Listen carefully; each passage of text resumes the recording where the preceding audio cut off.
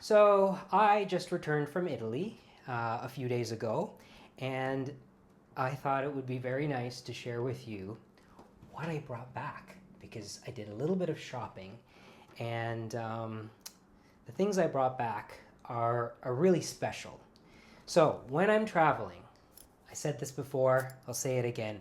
I try to do some research to figure out what the place is really known for in terms of quality. What do they produce that's really good quality? And in Florence, I was told that the leather goods are great in Florence, but you really have to know what you're looking for. Because Florence is known for leather goods, there are all kinds of like pop-up shops and stalls and tourist traps on the main streets that are selling leather goods. That is what you want to avoid. This is when you actually really need to rely on some research and trust. You need to figure out where to go to buy quality leather goods. So, right before I went to Florence, I was having a harp lesson with my teacher, Mariko, who is the principal harpist at the Met Opera. Yeah. And Mariko, she was wishing me well on my trip, and she said, "Oh, can I ask you a favor? You're going to Florence, and Florence is known for leather gloves." And she said, specifically in Florence, you can find leather gloves that are made right there, lined with silk. I had never even heard that this was a possibility. So when I went to Florence, I found the store, and the store is called Medova. And Medova has been producing leather gloves since 1919. So I brought back some beautiful leather gloves. These are a pair that are for me. And these are also a pair that are for me. I had my harp lesson today with Mariko, so I took the two pairs that I brought for her and I gave them to her.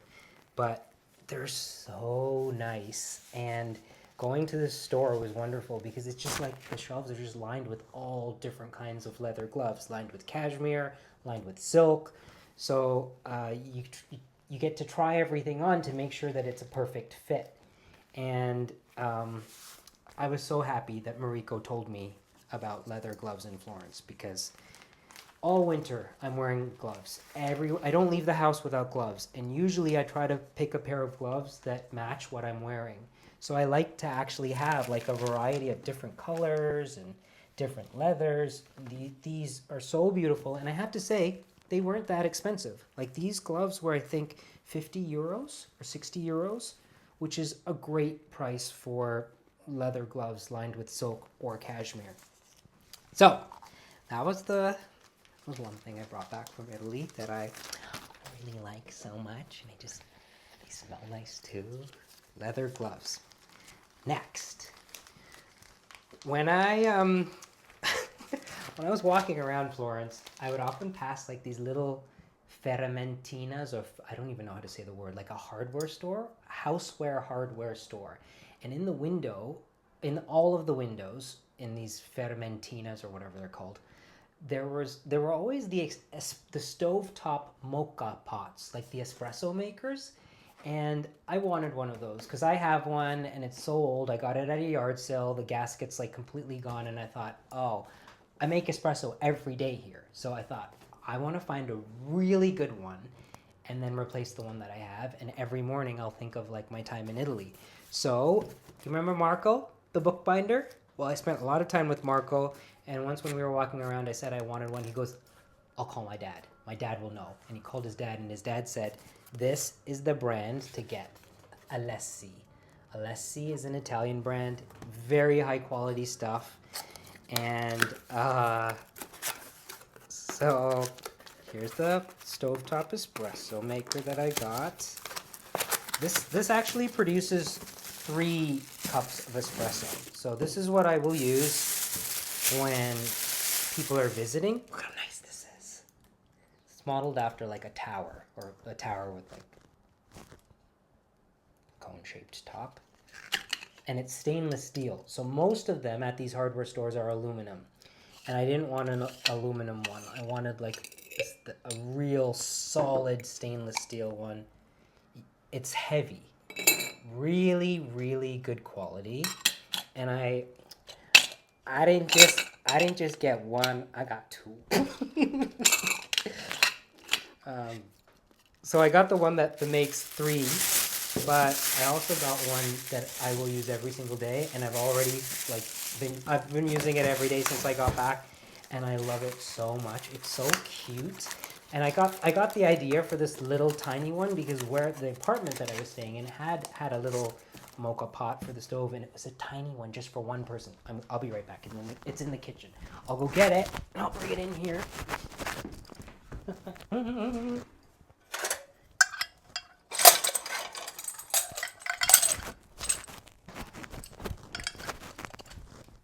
Here it is, right here. So this is also an Alessi one, and here's the size of the little inserts. So this is really just for one person.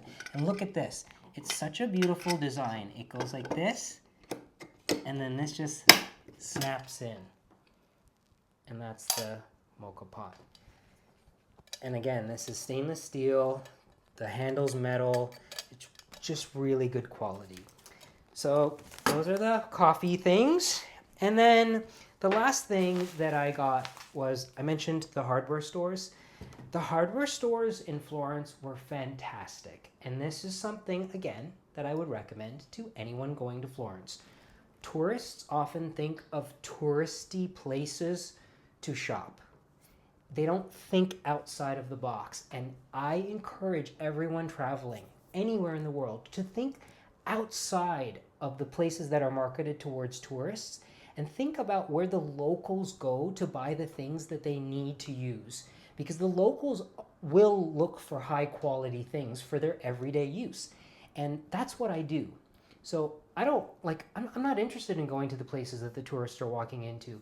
I love going into a hardware store and looking at everything in a hardware store. And I discovered in the hardware stores in Italy, they had great paint brushes, like utility brushes. They were made of hog bristle, and they were unusual. They had like round ferrules. I unfortunately don't have them here because I've sent them up with my friend Eve to Rhode Island for the barn already. So those have gone. I can't show them to you. But the other thing I found in this specific hardware store, right in the center of town, when I was looking around, were scissors. Very good quality stainless steel. They're heavy scissors that are made in Italy. Like, they're marked made in Italy.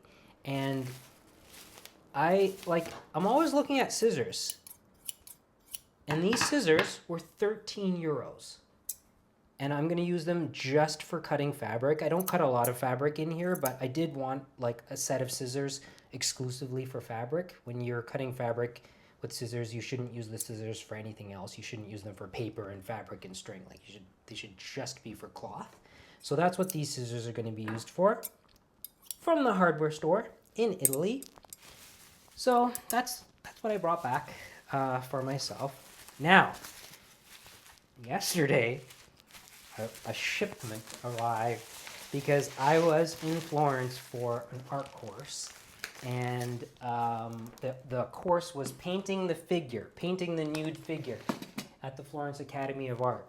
And when we were done with the paintings, we had the option of sending them back home, like shipping them back home.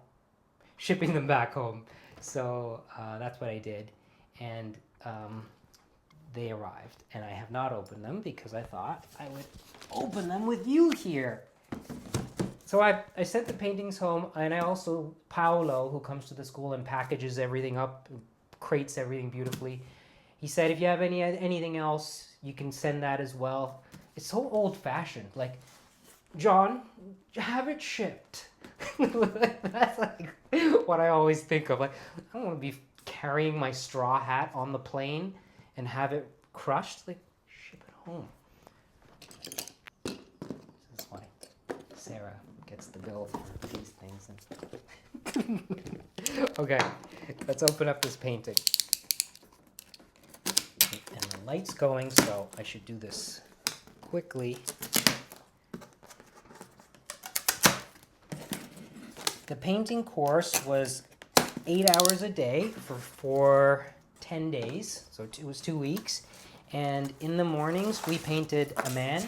John Paulo, and then we would have our lunch break and come back in the afternoon, and in the afternoon we painted Teresa, Teresa. So we did a man in the morning and a lady in the afternoon. So there should be 2 paintings in here.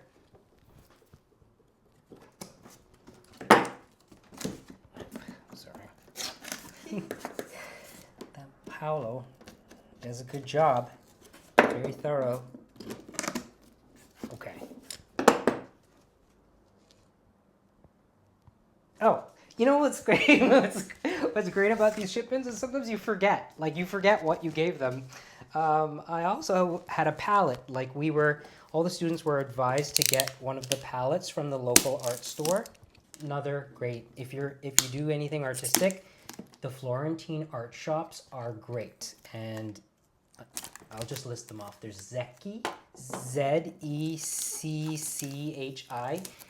Zecchi Colori Belli, beautiful colors.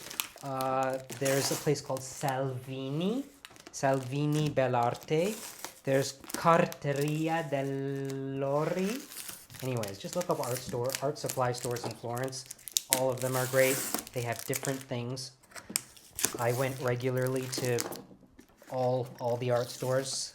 Okay, so my palette, this wooden palette is made in Italy, and it's very hard to find a solid wood palette here. I look all the time. They're always plywood.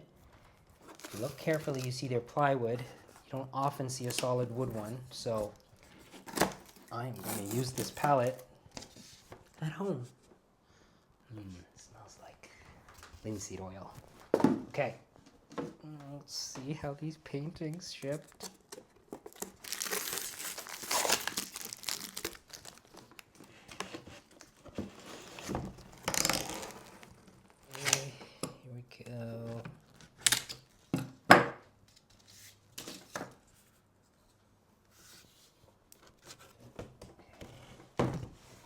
So here's Teresa. And here's John Paulo. And the colors and the painting, it's very different as it dries, because when we're painting, we're seeing the paint wet. So as it dries, things kind of morph, but this whole painting will come back to life once it's varnished. It'll completely change. It can only be varnished a year from now, though, because the paint has to completely cure before it's varnished. So this is gonna probably go up on the wall in the living room, and I'm gonna just allow it to dry, and then a year from now, I'll take it down and varnish it and put it back up again. Those are my treasures from Italy. Thank you for watching. Goodbye.